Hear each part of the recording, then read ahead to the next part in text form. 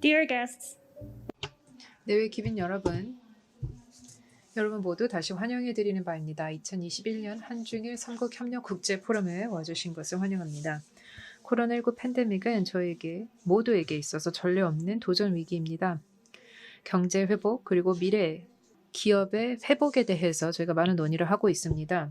제가 어떻게 해서 보건력을 키울 수 있고 또 더욱더 지속 가능한 경제 발전을 견인할 수 있을지에 대해서 여러분들을 모시고 말씀 청해 듣도록 하겠습니다. 우선 한국의 대외경제정책연구원의 정형곤 선임연구위원님을 모시고 좌장으로 수고해 주실 여러분 모시고 말씀 듣도록 하겠습니다.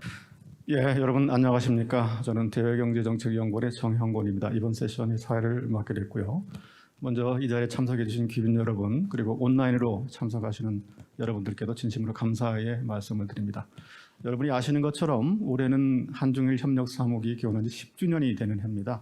다시 한번 축하 말씀을 드리고요.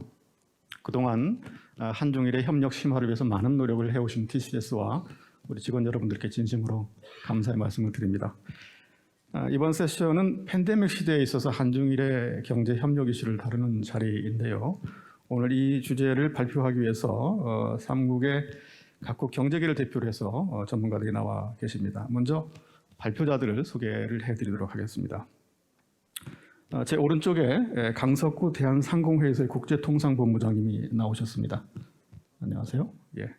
이 강 본부장님께서는 97년에 대한상공회의소에 입사를 하셔갖고요. 다양한 부처를 도우셨고 현재 2월부터 현 직책을 맡고 계십니다. 다음으로는 온라인으로 참여하신 우리 두 분을 소개를 해드리려고 하는데요. 무쿠다 사토시 일본 게이단연의 시니어 매니징 디렉터를 소개를 해드리겠습니다. 우리 무쿠다 상께서는 79년에 게이단연에 입사를 하셔가지고요. 지금 한 30년 넘게 같은 조직에서 일을 하고 계십니다. 2014년서부터 현직에 계시고요. 그동안 쌓은 경륜을 가지고 오늘 좋은 협력 방안들을 제안을 해주실 거로 기대를 합니다. 그리고 마지막으로 슈 리양 중국 CCPIT의 국제협력국 부국장님을 소개해드립니다. 우리 부국장님은 96년 이래 CCPIT에 근무를 하시고요. 만나서 반갑습니다. 박수 쳐주셔서 좋습니다. 감사합니다. 코로나19가 사실 많은 것을 변화시켰습니다. 오늘 이 컨퍼런스도 이 비대면으로 또 참여를 하시는 분도 계시고요. 또 글로벌리 경제를 보더라도 작년에 무역이라든가 투자를 위축시키고 또 국내 내수뿐만 아니라 경제 활동을 상당히 좀 위축시키고 있는 상황인데요. 과연 이것이 언제 다시 회복될 것인가 하는 것이 관건이기도 합니다. 우리 생활에 있어서도 사실 온라인에 의존하는 경우가 더 많아졌고요. 소위 말하는 언택트 이코노미가 훨씬 더 이렇게 확대돼 가고 있는 그런 상황입니다. 자, 이런 상황에서 오늘 하나하나의 코로나19와 관련된 여러 경제 현상들을 점검을 하면서 한중일의 경제 협력 이슈들을 논의를 해보도록 하겠습니다. 저희가 1시간 동안 시간이 주어져 있는데요. 이 시간 동안 발표와 토론을 다 마쳐야 되기 때문에 우리 발표자분께 약 10분간 시간을 드릴 테고요. 먼저 우리 강석구 본부장님께서 발표를 해주시겠습니다. 부탁드리겠습니다. 소개받은 강석구입니다. 귀한 자리 이렇게 초대해 주셔서 감사합니다. 10분 동안 저는 팬데믹 시대에 어떻게 이 어려움을 삼국은 극복했고 그리고 어떻게 협력할 것이라는 주제로 제가 발표를 하겠습니다. 목차는 이제 코로나 시대에 우리가 어디로 가야 어디로 가고 있고 또 어떻게 이제 반응하고 있는지, 그리고 두 번째는 거대한 어떤 경제적 변화 상황에 대해서 제가 말씀을 드릴 거고요. 세 번째는 한국과 중국, 일본이 어떻게 또 서로 경쟁하면서 동시에 협력을 해야 될 것인지 그런 부분에 대해서 말씀을 드리겠습니다.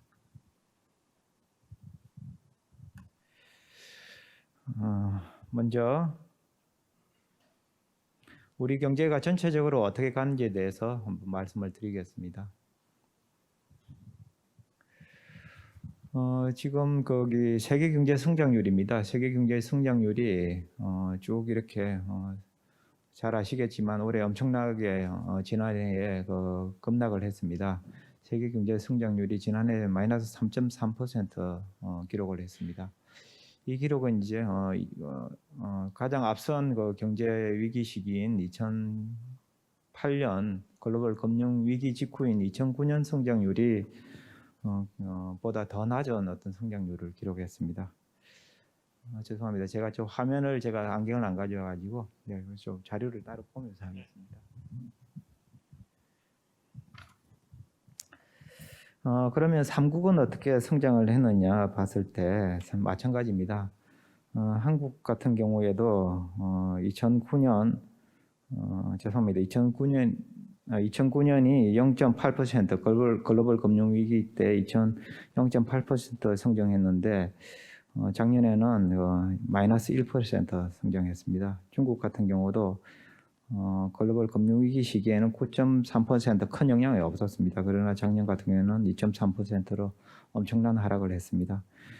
일본 같은 경우는 추세적으로 계속 좀 안 좋은 상황이었고요. 그 당시에 글로벌 금융 위기상에도 이제 마이너스 5.7%였고 작년 팬데믹 상황에서도 마이너스 4.8%로 상당한 어떤 침체를 경험했습니다.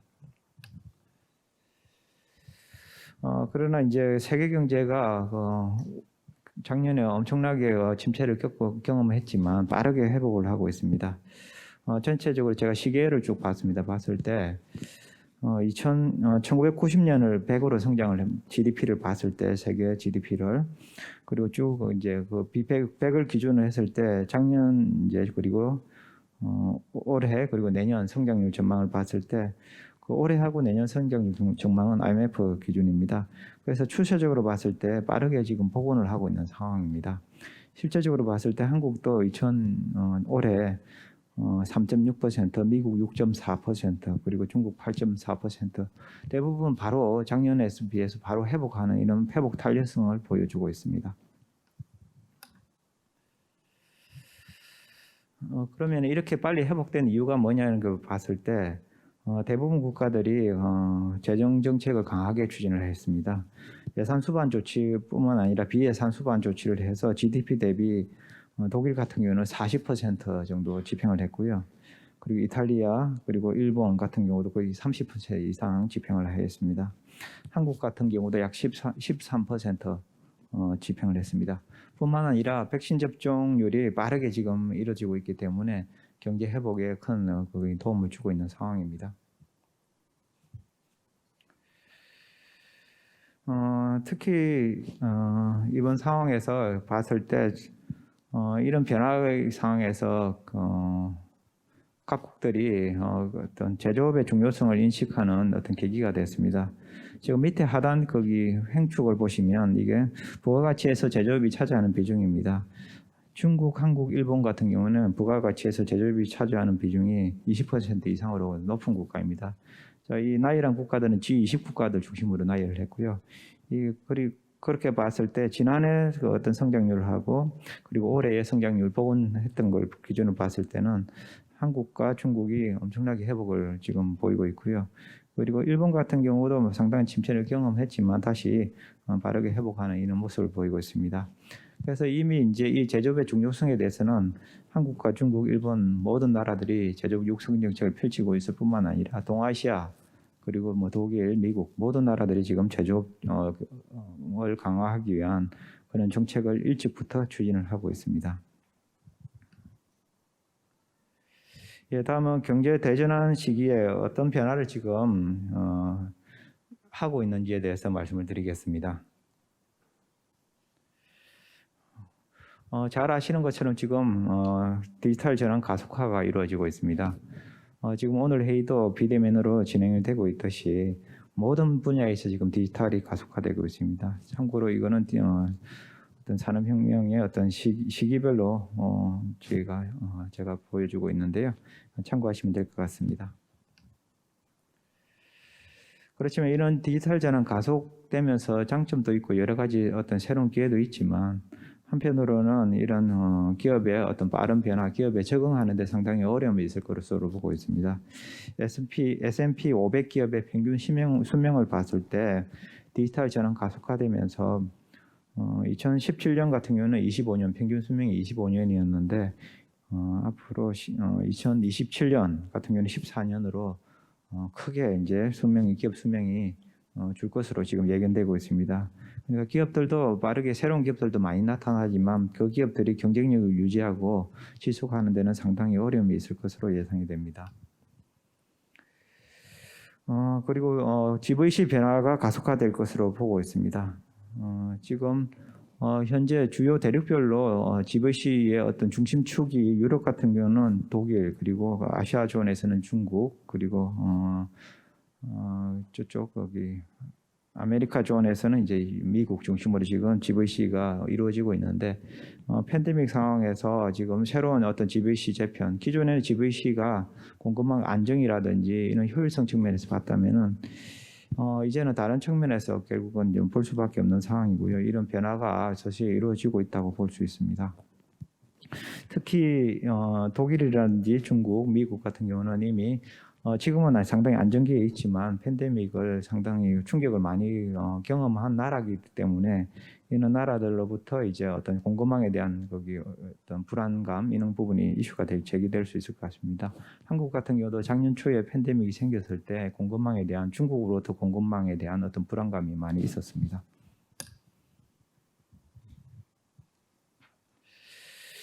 특히 이제 이번 팬데믹 경험하면서 기후변화 이슈가 지금 많이 관심이 높아지고 있는 상황이고요. 그리고 주요 나라들이 지금 넷제로를 지금 선언하고 있습니다. 이미 많은 나라들이 입법화했거나 안 그러면은 지금 정책을 위반하고 있는 상황입니다. 특히 이제 환경에 대해서는 여러 이해관계자들이 관심을 갖고 있는 것입니다. 이 글로벌 투자자뿐만 아니라 글로벌 기업들 자체도 결국 환경 이슈에 대응하지 못하면은 경쟁에서 살아남을 수 없다는 이런 위기감이 고조되고 있습니다.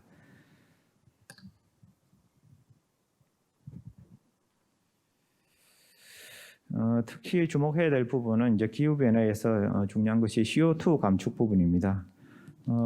여기 3국이 제조업 중심의 나라들입니다. 특히 이제 중국, 한국, 일본 같은 경우는 지금 CO2를 많이 배출하는 나라들입니다. 세계에서 CO2를 가장 많이 배출하는 나라가 중국, 그리고 미국이 두 번째, 그리고 일본도 다섯 번째, 한국도 지금 9번째 정도 됩니다. 그러니까 거기 3국이 이미 CO2 배출 상위 10개국 안에 다 들어가 있습니다. 이런 부분에 대해서는 산업 경쟁력 측면에서 상당히 영향을 미칠 수밖에 없는 상황입니다. 이미 잘 아시는 것처럼요, 거기 공급망 부분과 함께 어떤 자국의 경쟁력 강화 차원에서 보호주의 확산이 지금 빠르게 지금 일어나고 있습니다. 지역무역 협정이 누적해서 계속 증가했지만 지금 표로 그래프로 보시면 아시겠지만 2014년 그리고 15년, 16년 이렇게부터 그까지 쭉 유지하다가 그 이후에는 계속 이건 지역 협정도 축소되고 있습니다. 한편으로는 지금 기술 장벽 같은 어떤 비관세 장벽 같은 거기 어떤 보호무역이 빠르게 일어나고 있는 상황입니다. 끝으로 그러면 이런 상황에서 한국과 중국과 일본이 어떻게 경쟁을 하고 협력할 것인지에 대해서 말씀을 드리겠습니다.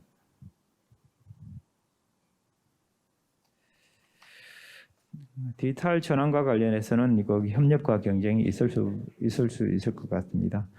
한국 같은 경우는 디램 메모리 반도체 부분에서 세계적 그 경쟁력을 갖추고 있고요. 중국 같은 경우도 실리콘 생산에서 세계 마켓 쉐어의 67% 차지하고 있다고 합니다. 일본 같은 경우도 이제 반도체라든지 디스플레이 분야 주요 화학 소재에서 세계적인 마켓 쉐어를 차지하고 있습니다. 특히 빅데이터 부분에 대해서 중국은 많은 인구를 바탕으로 해서 많은 빅데이터 시장이 빠르게 지금 형성되고 있는 것으로 보입니다. 두 번째는 기후변화와 관련해서 대응입니다. 지금 기후변화의 CO2 배출 부분을 봤을 때 지금 발전 부분이 가장 크게 전체 그 CO2 배출의 44%가 발전 부분입니다. 그리고 산업 부분이고 그리고 교통 그리고 가정 이런 부분입니다. 그래서 발전 부분에서 지금 CO2 배출이 가장 큰 부분인데 이 부분에서 한국이 좀 협력할 수 있지 않을까라는 생각입니다. 특히 한국 같은 경우는 그 에너지 기본 계획에서 슈퍼그리드 정책을 이미 거기 발표를 했고요. 그래서 이 부분은 이제 중국 그리고 한국, 일본뿐만 아니라 다 거기 러시아인을 연결해서 슈퍼그리드를 구축을 통해서 전력망 개통 연계를 통해서 효율적으로 전력 공급과 수요가 이루어질 수 있도록 하자는 내용입니다.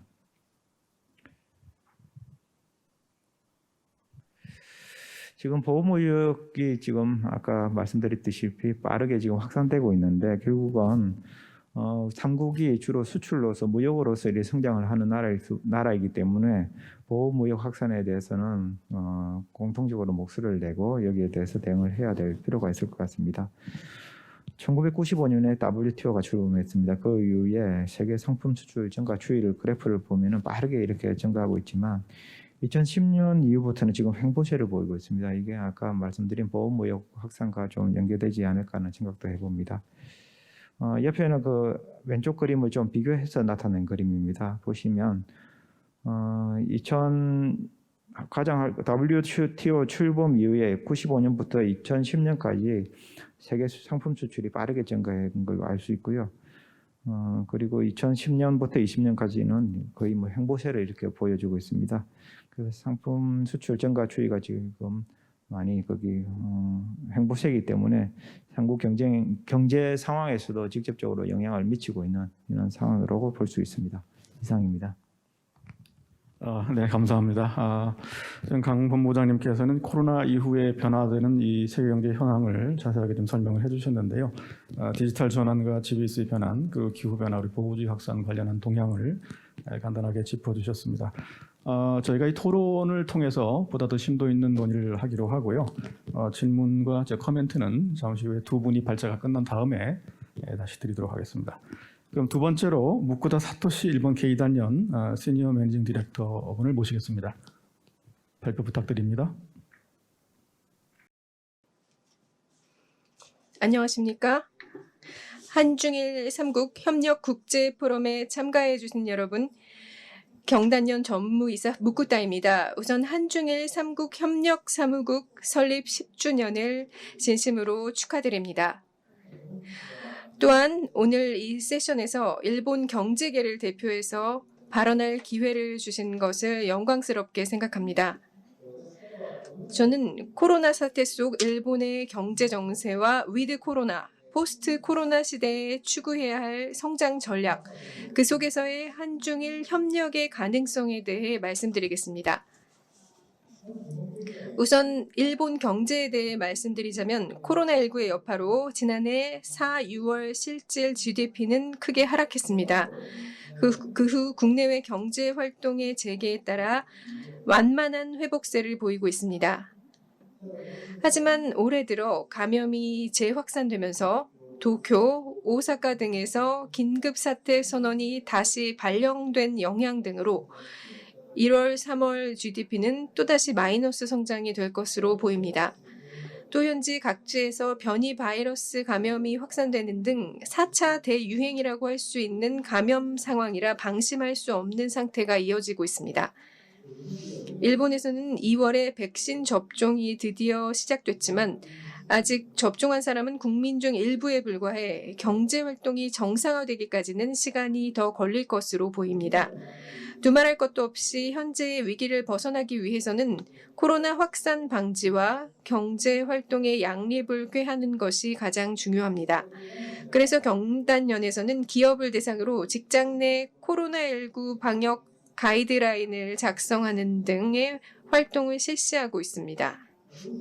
이와 함께 코로나 이후에 새로운 세계를 내다보고 현재의 역경을 지속 가능하고 강인한 사회로 변혁시킬 기회로 볼 필요가 있습니다. 이에 따라 경단연에서는 지난해 11월에 신성장 전략을 수립해 공표했습니다. 이는 10년 후인 2030년의 비전을 제시한 것인데 영문판도 있으니까 경단연 홈페이지를 봐주시기 바랍니다. 여기에서는 포스트 코로나를 향한 성장 전략을 다양한 각도에서 제시하고 있습니다. 저는 그 중에서도 특히 중요한 것이 디지털 전환과 녹색 성장의 실현이라고 생각합니다. 먼저 디지털 전환인데요. 코로나19의 확산으로 사람 간의 접촉, 자유로운 이동 등 지금까지 당연하게 생각되던 것이 제한되면서 그 중요성이 그 어느 때보다 높아지고 있습니다. 특히 의료, 비즈니스, 교육 등의 분야에서 디지털 기술의 활용이 급속히 진행되고 있습니다. 경단위원은 이전부터 빈곤과 건강, 환경, 에너지 문제 등 유엔이 정한 17가지 세계 공통의 사회적 과제인 SDGs를 디지털의 힘으로 해결하고 새로운 가치를 창조해 나가는 사회를 소사이어티 5.0 for SDGs라고 부르며 이를 실현하기 위한 활동을 적극적으로 펼쳐왔습니다.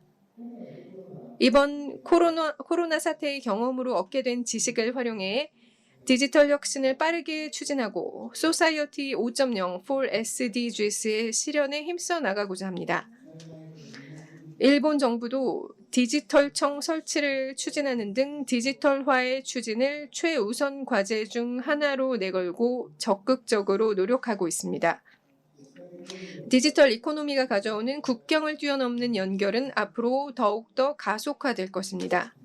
국가를 넘어 다양한 주체와 연계해 디지털 기술 또는 데이터를 활용해 새로운 가치를 함께 창조함으로써 세계 전체의 과제 해결과 새로운 성장 산업의 창출로 이어가야 할 것입니다.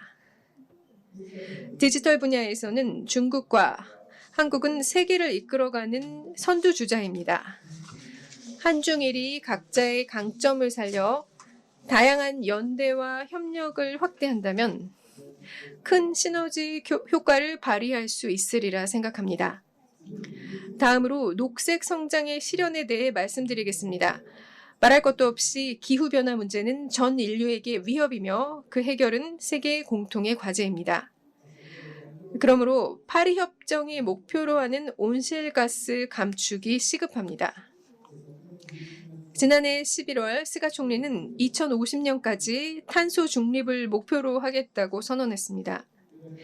이는 상당히 어렵고 야심적인 목표지만 지속 가능한 사회의 실현을 향한 결의를 나타내는 과감한 결단이라고 보고 일본 경제계는 높이 평가하고 있습니다. 마찬가지로 한국은 2050년, 중국은 2060년에 탄소 중립을 달성한다는 목표를 내걸고 있습니다.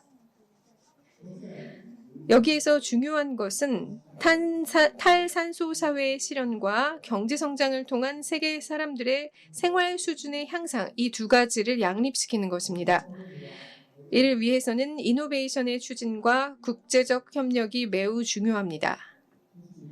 한중일이 아시아에서의 녹색 성장을 위한 노력을 주도하는 형태로 혁신적인 기술의 개발과 보급, 나아가 녹색 성장에 대한 투자 촉진에 기여하는 지속가능 금융 등 다양한 영역에서 협력하고 지구 차원의 과제 해결을 위해 노력함으로써 세계의 지속 가능한 경제 발전에 공헌해야 할 것입니다.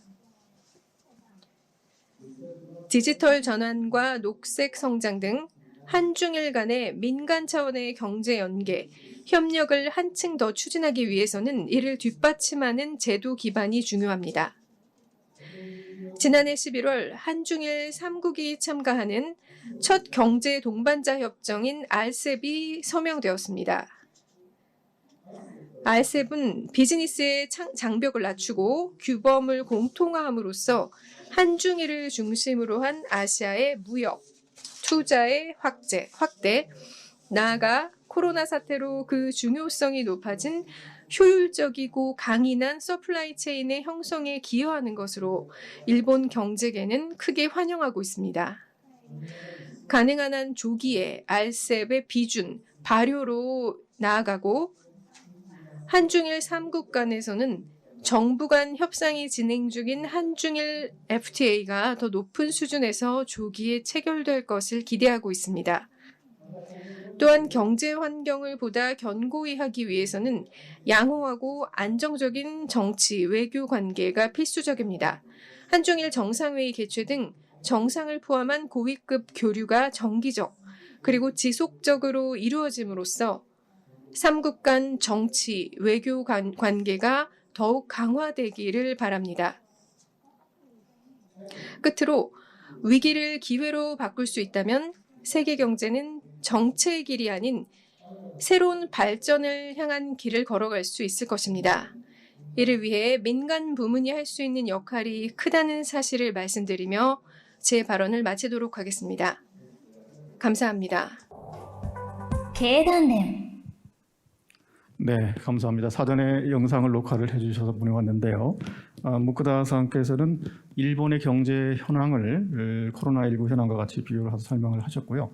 현재의 위기를 디지털 시대의 전환을 촉진하고 지속 가능한 발전을 진행시킬 수 있는 그 기회로 활용해야 한다고 말씀을 하셨습니다. 특히 디지털 기술과 데이터를 이용한 초국 간 협력이 활성화돼야 되고 또 이것을 통해서 새로운 산업을 육성할 수 있는 기회로 삼으셔야 된다고 말씀을 하셨고요. 그리고 탄소 중립국 목표 달성하기 위해서 한중일 협력뿐만 아니라 기술 개발, 테스트, 그리고 사업화 등에서도 협력을 해야 된다고 강조를 하셨습니다. 자, 그러면 마지막으로 슈 리양 중국 CCPIT의 부국장님을 모시도록 하겠습니다. 발표 부탁드리겠습니다. 네, 존경하는 강석구 부회장님, 그리고 무쿠타 사토시 이사님, 정영권 연구원님, 여러분 안녕하십니까? 이렇게 오늘 2021년 FITC 초청으로 여러분과 함께 한중일 3국 경제무역 협력에 대해서 토론할 수 있게 되어서 기쁘게 생각합니다. 한중일 협력 국제포럼이 올해로 8회째를 맞이했죠. 많은 회의가 있지만 국제포럼이 그 생명력과 연속성을 유지하는 건 쉽지 않은 일임을 알고 있기에 TCS 여러분께 경의를 표합니다.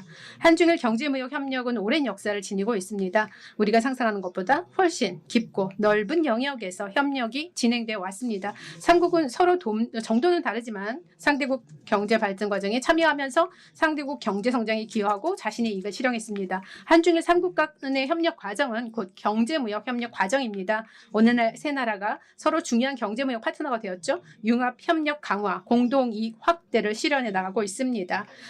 성과를 이루기까지 가장 핵심이 된 키워드는 호혜 공영이었습니다. 미래 한중일 협력에 있어서도 반드시 따라야 할 핵심 가치입니다. 중국은 2020년에 일본, 한국의 최대 무역 파트너가 되었고 한국은 중국의 제3의 무역 파트너이자 제2의 투자국이 되었습니다. 일본은 중국의 제2의 무역 파트너이자 최대 투자국이 되었습니다. 세 나라는 실질적인 경제 공동체이고 또 이 공동체가 되었습니다. 이 같은 배경 속에서 3국의 기업 간의 협력은 더 긴밀해지고 있습니다. 상호 이익 관련성도 높아지고 있고요. 7차 한중일 비즈니스 서밋 당시에 재계 인사들의 목소리를 한번 회고해 볼 수 있을 것 같은데요. 그 당시에 푸잉보께서는 매그비죠. 중국의 매그비의 푸잉보 사장님은 창고 물류 협력에 있어서 중국은 전방산업 기술의 경쟁 우위를 갖고 한국, 일본은 소방산업의 경쟁 우위가 있다라고 말하면서 세 나라는 유사한 문제에 직면해 있고 큰 시장을 가지고 있기 때문에 앞으로 상호보완성, 큰 잠재력을 발휘할 수 있다라고 말씀하셨습니다. 중국의 지미 종보 회장은 6년 동안 GME 회사의 성장과 발전은 한국, 일본 기업과 협력이 있어서 가능했다라고 말했죠. 많은 한국, 일본의 연구개발자를 초빙을 해서 그들의 연구력이 중국이라는 그런 과학기술 환경에서 신제품을 탄생시켰다는 것입니다.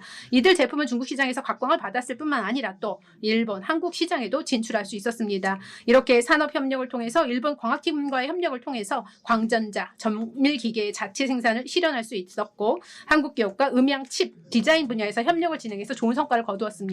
일본의 미쓰비시의 야미니시 특별 고문은 중국은 제조업의 혁신 발전을 진행하고 있다. 한국은 린 경영위의 경쟁력을 가지고 있고 일본은 전반에 걸친 스마트화를 추진하고 있다라고 말했습니다. 한중일 3국은 모두 스타트업 기업의 발전 촉진하고 혁신 다양성에 관심을 기울여야 한다고 생각을 합니다.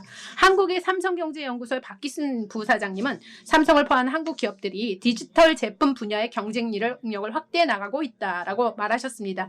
일본은 부품 및 광학 제품에서 선두주의를 가지고 있고 중국은 모바일 인터넷 산업에서 경쟁력을 가지고 있다. 이런 방대한 모바일 유저 데이터를 가지고 있는 중국은 이런 분야에서 경쟁력을 가지고 있기 때문에 한중일이 함께 신기술을 공동 연구개발하고 서비스를 제공하는 데 기초가 될 것이다 라고 말했습니다. 2020년 중국 경제는요. 선도적으로 플러스 성장을 구현을 했습니다. 그리고 계속해서 교류 협력을 강화시켜 나갔는데요. 좀 전에 강석호 회장님께서도 말씀해 주셨지만 세 나라 기업은 경쟁 속에서 협력을 진행하고 있습니다. 그 경쟁을 피할 수는 없지만 경쟁 속에서 협력을 강화해 나간다면 모두에게 도움이 될 것이라고 생각을 합니다. 2020년에 중국 경제는 선도적으로 플러스 성장을 구현을 했죠. GDP 총액이 100조 위안에 근접했습니다. 2021년에 중국은 14차 5개년 계획을 중심으로 전면적인 사회주의 현대화 건설을 새로운 여정을 시작을 했습니다. 새로운 발전 단계에서 중국은 국내 대순환을 중심으로 국내 국제 쌍순환을 상호 촉진하는 새로운 국면을 만들 것입니다. 앞으로 중국은 적극적인 무역 및 투자, 자유화, 편리화를 실현해서 산업망, 공급망의 안정적인 흐름을 유지해 나갈 것입니다. 또 1대1로를 구축하고 규칙, 규제, 관리 표준을 개방하고 시장화 법제와 국제화 경영 환경을 조성하고 거대 시장 경쟁력과 내수 잠재력을 발휘해 나갈 것입니다. 3국의 경제계는 이에 대해서 함께 협력을 진행할 필요가 있다고 생각을 합니다. 코로나19로 세계는 잠시 멈춤 상태에 놓여 있습니다. 국제무역, 투자, 공급망, 밸류체인을 재건하기 위해서 한중일 3국은 세계의 주요 경제체이자 일원으로서 혼자만으로 힘으로 이뤄내기 어렵다는 것을 알고 있습니다. 이달 초 IMF의 세계경제 전망 보고서에 따르면 2021년과 2022년에 글로벌 경제 성장률은 각각 6%와 4.4%로 안정적으로 회복할 것으로 보여집니다. 하지만 각국의 경기 회복 상황은 차이가 있어서 국가 간, 사회 간 심각한 분화 현상이 나타날 것으로 보여집니다. 유럽에서 북미 이르기까지 방역을 위한 봉쇄 조치가 취해지고 있고 경제 회복에 불리한 상황입니다. 또한 경제 회복은 코로나19 변종 바이러스라는 리스크에 직면해 있습니다. 영국, 남아프리카, 브라질에서 새로운 변종 바이러스가 발견되고 있고요. 여러 가지 격정스러운 특징을 가진 이런 변종 바이러스가 있어서 이를 효과적으로 통제하지 못한다면 방역 진전에 어려움이 있을 것입니다. 따라서 세계 경제 회복의 불확실성은 여전히 큰 상태입니다. 그러면 앞으로 미래의 한중일 경제무역 협력을 위해서 우리가 다음과 같은 사안들을 고려할 필요가 있습니다. 첫 번째는요, 디지털 경제 분야의 협력의 강화입니다. 여러 발표자께서 이미 이 부분에 있어서 강조를 해주셨는데요. 코로나19로 인해서 디지털 경제의 세계적인 보급이 이루어졌습니다. 이것은 미래 경제 발전의 기초자 원동력이 될 것입니다. 3국은 디지털 경제 분야에서 자기의 경쟁력을 지니고 있고 앞서 소개한 기업인들도 대부분 디지털 경제 관련된 내용들을 말씀해 주셨습니다. 디지털 경제 협력 으로 산업체인 공급망의 회복에 힘쓰고 또 한중일 3국이 호혜적이고 상호 보완적으로 협력 공동체를 건설해서 경제 회복과 비전통적인 안보 위협에 대응해야만 합니다. 디지털화 업그레이드는요, 또 중소기업의 자체적인 발전을 위해서도 매우 중요합니다. 중소기업에 대한 내용은 뒷부분에 더 자세히 소개하겠습니다. 동아시아 지역에서 앞으로 우리는 리더십을 발휘해야 합니다. 무역 장벽을 해소하고 지역 간의 협력을 강화해야 합니다. 지속적이고 포용적인 성장을 위해서 이러한 노력을 해야 합니다. 한중일 3국은 중요한 경제체로 동아시아 지역의 경제무역을 협력을 위한 리더십을 발휘해야 합니다. 아시안 각국도 이를 기대하고 있습니다. RCEP의 체결은 3국이 함께 추진한 지역경제 통합의 좋은 기회이자 새로운 틀인데요. 3국의 지도자들도 한중일 플러스 협력을 강조했습니다. 아세안은 한중일 3국의 대외 투자가 집중된 곳이자 경제 협력이 가장 많은 중요한 지역입니다. 우리는 한중일 플러스 이니셔티브를 중심으로 3국 그리고 더 많은 아세안 국가들이 다원화되고 포용적인 발전, 호혜 공영을 실현하기를 기대합니다. 세 번째는 한중일 FTA 체결에 관한 내용인데요. 미국, 멕시코, 캐나다 간 경제무역 그리고 연계성을 한번 보면 이웃 국가인 한중일 3국의 경제무역 협력의 잠재력은 아직 충분히 실현되지 않았다고 할 수 있습니다. 한중일 FTA 협상이 난항을 겪는 원인은 역사 정치적인 요인에 있습니다. 2019년에 15차 한중일 FTA 공식 협상에서 3국은 RCEP을 기본으로 해서 한중일 FTA에서 RCEP보다 높은 수준의 자유화를 달성하자라는 데 의견을 같이 했고 RCEP 플러스 FTA의 협정을 만들자는 데 의견을 모았습니다. 네 번째, 중소기업의 협력을 지원해야 합니다. 중소기업은 산업 체인에 없어서는 안 되는 중요한 부분입니다. 그래서 인터넷, 헬스, 공중 보건, 스마트 제조, 5G 등 분야에서 한중일 중소기업의 협력이 가능합니다. 사실 중소기업은 경제 환경에 영향을 많이 받죠. 코로나 기간 동안 주민이 중단되거나 해외 원자재가 중단되거나 자금 회전이 부족하는 등의 여러 가지 리스크를 겪었습니다. 그 리스크에 상당히 취약합니다. 그래서 저는 동아시아 비즈니스 협의회 중소기업 워킹그룹 의장직을 맡고 있어서 이 부분을 잘 알고 있는데요. 3국 정부가 더 많이 지원을 해서 중소기업들을 도와야 합니다. 그래서 자영업, 스타트업들, 이러한 중소기업들이 코로나 위기를 잘 극복할 수 있도록 도와줘야 합니다. 관련 기관들도 정보와 경험을 공유해서 이러한 채널과 플랫폼을 만들어서 중소기업의 협력을 도와야만 합니다. 그리고 중소기업이 국제협력에 참여하고 경쟁력을 강화할 수 있도록 해야 합니다. 저희 국제무역촉진위원회인 CCPIT는 오랫동안 한중일 3국의 경제무역 협력의 추진에 힘써왔습니다. 저희는 일본의 경단련, 대한상의 등 한국, 일본 기관들과 함께 3국 기업의 실질적인 협력을 위한 플랫폼을 구축하고 또 편의를 제공했고 경제무역 협력이 실질적인 성과 수준을 거둘 수 있도록 노력해왔습니다. 포럼의 성공적인 개최를 기원합니다. 감사합니다. 예, 감사합니다. 열정적으로 발표해 주신 우리 시국장님들 감사드리고요. 또 세 분 발제자분들께 다시 한번 감사를 드립니다. 세 분 공통적으로 말씀을 하셨던 것이 이제 디지털 경제로의 전환인 것 같습니다. 우리가 이 제조업이라든가 또 무역을 보게 되면 두 가지 특징들을 발견을 할 수 있을 것 같아요.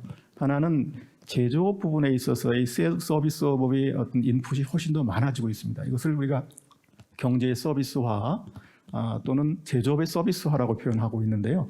이런 서비스피케이션이 이 한중일 국제무역뿐만 아니라 분업뿐만 아니라 앞으로의 무역에서도 굉장히 많은 비중들을 차지하게 될 것 같습니다. 과거의 어떤 서비스 교육과는 다른 차원의 어떤 서비스 교육이 일어날 개연성이 굉장히 높아졌고요.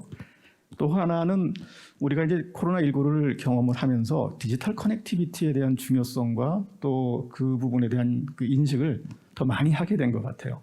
우리가 이 봉쇄 조치로 인해서 인적 교류가 중단이 되고 물자 교류가 중단이 된 경험은 있지만 디지털 무역은 계속해서 성장을 해왔습니다. OECD가 발표한 자료를 보면요, 2020년 1분기에 그 온라인 주문이 더 증가한 비율을 조사를 해봤는데 아태 지역에서는 약 한 70% 정도 증가했고요. 북미 지역에서는 120% 정도 증가를 했다고 합니다. 앞으로 이런 추세는 계속될 것이고 또 앞에 세 분 선생님들께서도 한중일의 교육 중요성 말씀하셨고 서로 간의 어떤 그 1, 2, 3위 뭐 투자국도 그렇고요. 교육 상대국으로서의 중요국도 말씀을 많이 하셨는데 이런 추세라고 한다면 디지털 무역도 한중일 간에 굉장히 빠르게 성장을 할 것 같아요. 그래서 이제 제가 그 세 분께 드리는 질문은 이렇게 이 서비스피케이션과 디지털 무역이 이제 활성화될 텐데 재계 측면에서 한중일의 이런 그 교육을 활성화시키기 위해서 어떤 준비를 해야 될지에 대해서 좀 질문을 드리고 싶습니다. 먼저 우리 강석구 본부장님께 간단하게 좀 여쭙고 싶고요. 그리고 일본, 중국 순으로 여쭙도록 하겠습니다. 네, 강석구입니다. 말씀하신 것처럼 지금 서비스 분야, 여기 코로나 이후에 서비스 분야에 이제 관심이 높아지고 있고요. 이미 거기 WTO에서는 앞으로 무역 삼국이 주로 상품 교육 중심으로 했지만 앞으로 2040년 될 경우에는 상품 교육뿐만 아니라 서비스 교육 수준이 거의 상품 교육 수준으로 올라올 것이라고 지금 전망을 하고 있습니다. 현재 전체 교육에서 서비스 교육 비중이 한 17% 정도밖에 안 되지만 2040년 되면 이제 거기에 50%까지 올라간다는 얘기고요. 결국은 이제 서비스가 어떤 형태의 그 서비스 무역이 일어날 것인지의 분야입니다. 그래서 현재로 봤을 때 결국은 이제 삼국이 제조업의 어떤 그 강점을 가지고 있기 때문에 제조업하고 연계된 어떤 거기 사업 서비스 부분이 결국은 그 중요한 어떤 협력 부분이 될 수 있지 않을까라는 생각을 해봅니다. 현재도 이제 어떤 전체 서비스, 전 세계적인 글로벌한 서비스 교육 중에서 사업 서비스와 관련된 서비스 교육 비중이 가장 큽니다. 그리고 이제 두 번째는 여행 관련되는 서비스 교육이 크고요. 그래서 여행은 이웃 나라이기 때문에 서로가 자연스럽게 이미 그 상대 파트너로부터 가장 많은 어떤 교류의 대상이 되고 있는 상황이고요. 사업 서비스 부분은 결국은 저희가 이제 제조업이라는 강점이 있고 그리고 삼나라의 공통점이 이제 한자 문화거리라는 공통점이 있기 때문에 언어적인 측면에서도 장벽은 있지만 훨씬 그래도 접근하기 좋은 이런 면이 있을 것 같습니다. 그리고 이제 디지털 어떤 거기 무역 관련해서는 세계적으로 지금 이 과정에서 그러면 이것을 어떻게 국경을 넘었을 때 이런 관세 문제하고 연결될 것 같고요. 이런 부분은 아직까지 글로벌하게도 이 부분이 지금 핫 이슈로 지금 떠오르는 부분이고 어떻게 이게 관세를 먹이고 있는 부분인데 결국은 삼국은 결국은 자유로운 교육을 통해서 부를 이룬 나라이기 때문에 이 부분에 대해서 관세를 낮추는 쪽으로 계속 얘기를 해가면서 교육을 활발히 하는 게 서로 윈윈할 수 있는 방법이 아닐까 이렇게 생각해 봅니다. 감사합니다. 예, 감사합니다. 이 디지털 무역 관련해서는 사실은 이제 WTO에서 적극적인 역할을 하면서 룰을 만들어 가야 되는데요. 아직 그런 상황은 못 되는 것 같습니다. 그리고 말씀하신 것처럼 이 비즈니스 서비스라고 하는 것이 이렇게 계속 이제 팽창돼 가고 있고요. 특히 이제 그 각 국가별로 GDP 수준이 높아지면서 이 전문화된 서비스에 대한 수요가 많이 늘게 되죠. 그래서 앞으로 이 부분에도 말씀하시는 것처럼 많이 증가할 것으로 예상이 됩니다. 자, 그럼 두 번째로 우리 묵구다 상께서 제 질문에 대해서 다시 한번 간단하게 말씀해 주시면 고맙겠습니다. 서비스 무역 또는 디지털 무역의 중요성에 대해서는 말씀하신 내용에 동감합니다. 그 부분에 있어서 두 가지 말씀드리고 싶은데요. RCEP에 대해서 앞서 언급을 했는데 물품 무역의 자유화뿐만 아니라 서비스 투자의 자유화 그리고 지적재산 등등 광범위한 내용을 포함합니다. 이것이 한중일 3국 간의 비즈니스에 있어서 어떤 상황 개선에 도움이 되리라 생각이 됩니다. 3국이 하루빨리 조기에 비준하고 발효되기를 기대합니다. 그리고 두 번째는 디지털 경제가 가져오는 이익을 최대화하기 위해서는 우선 데이터가 갖는 그 역할이 매우 중요하다고 생각합니다. 데이터의 국제적인 유통은 경제 성장으로도 이어지는 것이라 생각합니다. 2년 전에 중국 그리고 한국 정상도 참가해서 일본에서 G20 오사카 서밋이 개최가 됐습니다. 그 자리에서 DTFT 신뢰 있는 데이터의 자유로운 유통의 중요성이 그 정상선언안에 포함이 되었습니다. 데이터 유통과 관련된 각국의 제도는 다양합니다만 3국의 협력을 통해 각국의 각각의 입장을 뛰어넘는 DFT의 유통이 필요하다고 생각합니다. 그 중에서도 우선 WTO에서 협상 중인 부분이 성공하기를 기원하고 있습니다. 네, 감사합니다. 다음으로는 우리 슈 국장님 말씀을 들어보도록 하겠습니다. 네, 서비스업이 최근 들어 새로운 발전 추세를 보이고 있는데요.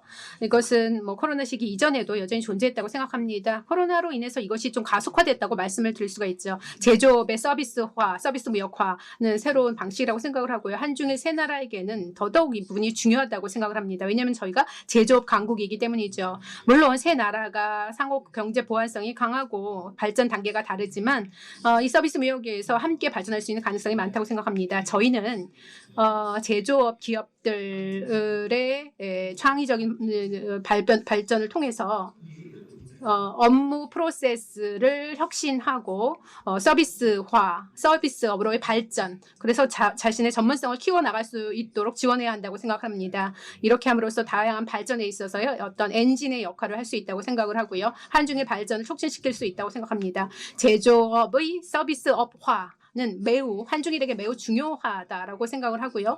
인터넷 플러스도 우리에게 새로운 기회를 가져다 준다고 생각을 합니다. 제조업의 서비스화, 서비스 무역화의 중요한 길이라고 생각을 합니다. 감사합니다. 감사합니다. 그럼 첫 번째 질문에 대한 답은 이것으로 정리를 하고요. 이제 두 번째 이슈가 기후 변화와 관련된 이슈들입니다. 미국이 이제 그 바이든 행정부 들어서서 파리 협정에 이제 복귀를 했고요. 국제사회에서 탄소 중립화를 보다 더 적극적으로 추진하겠다라고 말씀하셨습니다. 우리 이제 한중일도 역시 이제 탄소 제로 2025 이니시티브에 대해서 발표를 했고요. 그 핵심적인 그 이슈들은 이 탄소를 보다 더 적게 생산하는 그렇게 이제 제도를 강요하는 것으로 이제 가는 것인데요. 잘 아시다시피 일부 국가들의 경우에는 탄소세를 이미 적용하는 국가들도 있고 지금 전체적인 무역으로 보자고 한다면 탄소 국경세를 부과하자는 논의가 지금 일어나고 있습니다. 앞에서도 우리 발제자분들께서 말씀을 하셨지만 한중일은 이제 제조업 비중이 굉장히 높고요. 그래서 이런 국제적인 흐름을 따라가려고 한다면 기업의 입장에 상당히 이제 부담이 될 수밖에 없을 것 같습니다. 우리 재계에서는 어떻게 준비를 하고 어떻게 대처를 해야 되는지 질문을 하도록 하겠습니다. 물론 우리 강석구 본부장님께서 말씀해 주시겠습니까? 예, 감사합니다. 제가 먼저 말씀을 드리겠습니다.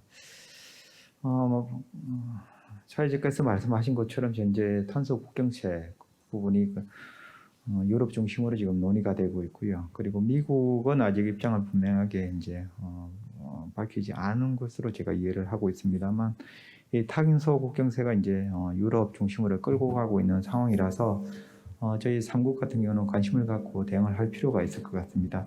현재 탄소 국경세가 이제 어떤 자국의 어떤 세금 형태, 아니면 이제 관세 형태, 아니면 배출권 거래제 형태, 이 세 가지 형태로 논의가 되고 있는데, 조만간 이 부분에 대해서 유럽에서 이제 2분기에 발표를 한다 그러고, 실제 시행은 이제 2023년 시행을 지금 얘기를 하고 있습니다. 그렇지만 이게 이제 저희가 판단했을 때는 이게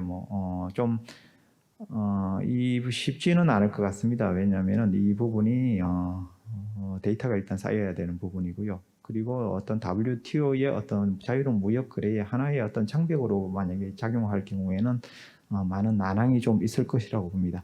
그럼에도 불구하고 이 어떤 거기 탄소 문제는 그 인류가 대응해야 될 문제이고, 그리고 기업의 지속 성장을 위해서는 대응을 해야 되기 때문에 결국은 이제 우리 기업 입장에서 어떻게 대응을 해야 되느냐 부분입니다. 그 부분은 이제 결국은 거기 기술 투자에 대한 부분으로 이제 이루어 나갈 수밖에 없을 것 같고요. 기술 투자는 결국은 거기 예를 들어서 철강 같은 경우에는 오래전부터 이제 수소 환원 제철이라고 그럽니다. 그 수소 환원 제철을 통해서 CO2 배출을 없애면서 결국은 철을 만들 수 있는 이런 어떤 기술을 오래전부터 이게 투자를 하고 개발을 하고 했지만, 사실상 이게 상용화하는 데는 상당히 어려움을 겪고 있는 상황입니다. 그래서 철은 삼국이 공통적으로 관심을 갖고 있는 산업이고, 또 여러 분야에서도 삼국이 산업 분야에서 겹치는 부분이 많기 때문에 삼국 간의 기업 간의 협력을 통해서 R&D 부분이 강화해야 될 필요가 있을 것 같습니다.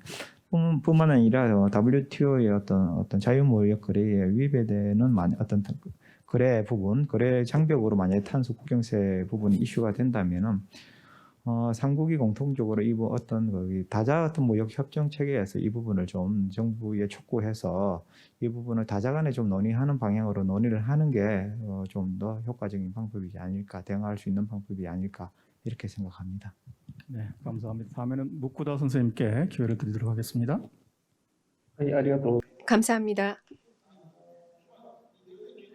비슷한 의견이 될 것 같은데요. 탄소 국경세를 논의하기 전에 우선은 지난주 미국 바이든 대통령의 리더십 하에 기후변화 서밋이 열렸는데요. 이런 식으로 대화를 통해서 CO2 배출, 신흥국이 자신의 그 능력에 따라서 하는 것이 중요하다라고 생각합니다. 코프 2000을 야심적으로 추진할 필요가 있습니다. JCM과 같은 크레딧 메커니즘을 더욱더 활용함을 통한 파리 협정의 상세한 협정, 그리고 WTO에서의 물품 협상 등의 조기 협상을 통해 타결을 통해 제도 기반을 확충해 나가는 것도 중요하다고 생각합니다. 이러한 제도를 만듦으로써 윈윈 관계를 통해 기후 변화 대응을 해 나가는 것이 중요하다고 생각합니다. 탄소 국경세와 관련해서는 지금 말씀이 있었는데요. EU가 도입을 위한 검토를 하고 있어서 6월 정도에 그 안이 나올 것으로 보고 있습니다. 미국에 있어서는 경제 무역에 중요한 영향이 있을 것으로 보고 신중한 자세를 보이는 그런 보도도 최근에 나왔습니다. 탄소 국경세는 자칫하면 단순한 국내 산업 보호 제도라는 색채를 강화할 수밖에 없다라는 그런 우려도 있습니다. 그래서 WTO의 규범과 맞게 제도를 조율해 나간 것이 필요하다 생각합니다. 한편 글로벌 밸류 체인은 매우 복잡해지고 있습니다. 그런 가운데서 제품 단위별 그 신뢰성을 어떻게 높여나갈 것인가, 기술적으로 해결해야 할 부분들이 많이 남아 있습니다. 어쨌든 이 부분에 대해서 제안을 받으면서 개별적인 그 대응을 저희 산업계로서도 신중하게 검토를 해 나가게 될 것으로 보입니다. 그러면 다음 슈 부국장님 말씀해 주세요.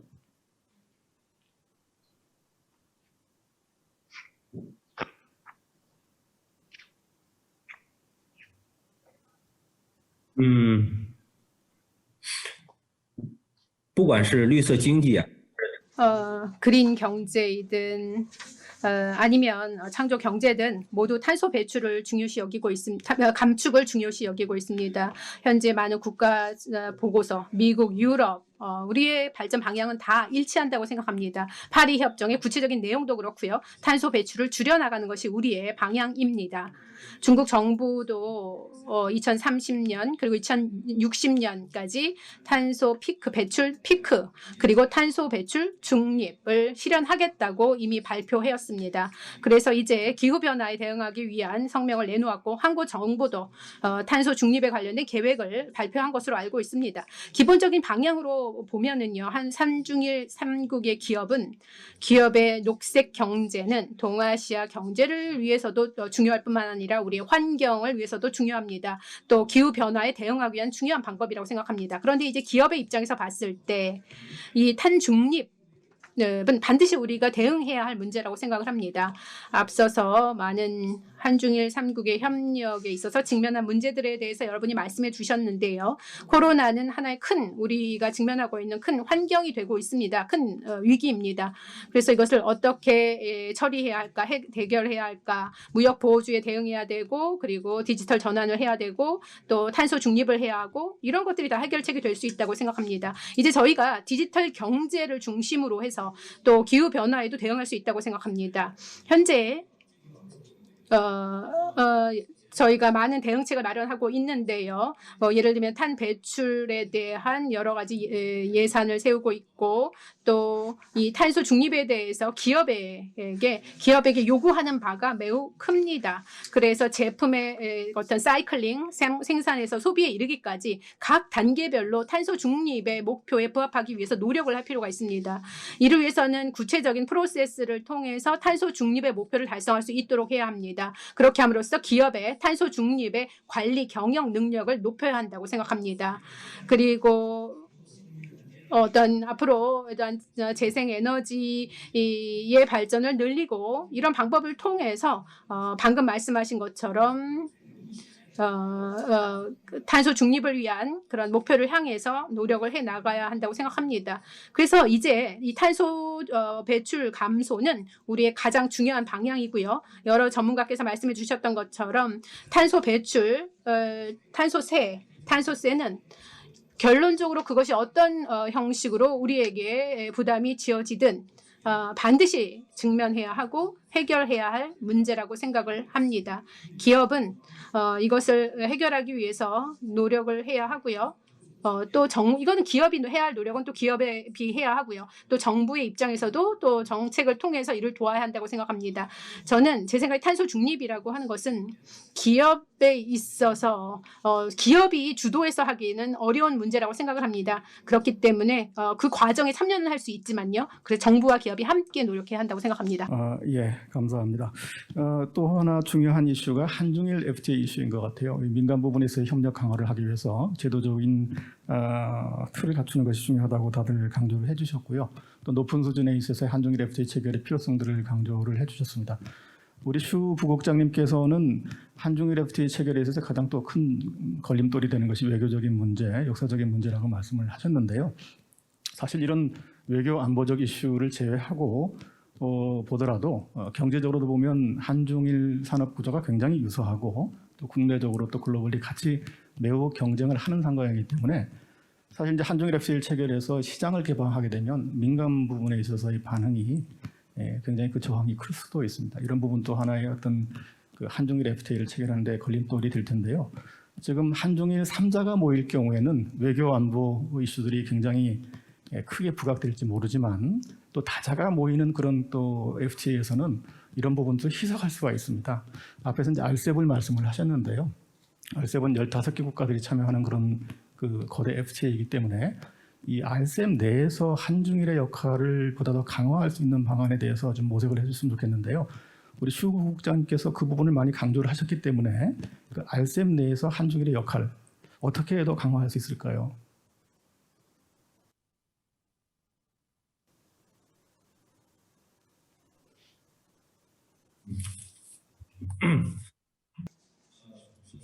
예, 먼저 큰 방향의 측면에서 보자면은요, 중국의 기업계는 중국 정부가 대외적으로 진행하고 있는 이런 무역 편의화 협상에 대해서 저희 재계는 지지하고 있는 입장입니다. 이런 협상을 통해서 체결한 일부 무역 투자 편의화 계획에 대해서 이것이 상당히 수준 높은 것이다라고 평가를 하고 있습니다. 앞으로 이 수준은 계속해서 업그레이드해야 될 것이라고 생각을 하고, 그렇기 때문에 저희 재계는 중국 정부의 이러한 정책에 지지를 보내고 있는 바입니다. 그래서 더 높은 수준의 자유무역의 어떤 틀이 생기는 것에 찬성하는 바입니다. 중국은 세계에서 중요한 경제체이죠. 경제 국가입니다. 자유무역 FTA를 통해서 협상을 통해서 FTA를 진행을 했는데요. 이것은 모두에게 다 이익이 되는 것이라고 생각합니다. R7 현재 각 분야에 있어서 많은 지금 토론을 진행하고 있는데요. 좀 전에도 소개해 주셨지만 R7의 발효는 우리의 한중일뿐만 아니라 각국의 의견을 모아 나가고 있습니다. 중국과 중국 아세안 전체 동아시아 경제에 있어서 이 R7 상당히 중요하다고 생각을 하고요. 경제 무역에 있어서 이 RCEP에 대해서 저희는 큰 기대를 하고 있습니다. 간단하게 말씀을 드리자면은요, 저희는 여기에서 한중일 세 나라가 RCEP에서 어떤 리더십을 발휘하기를 바랍니다. 중국 국내에서 RCEP에 관련된 여러 세미나를 열고 있는데요.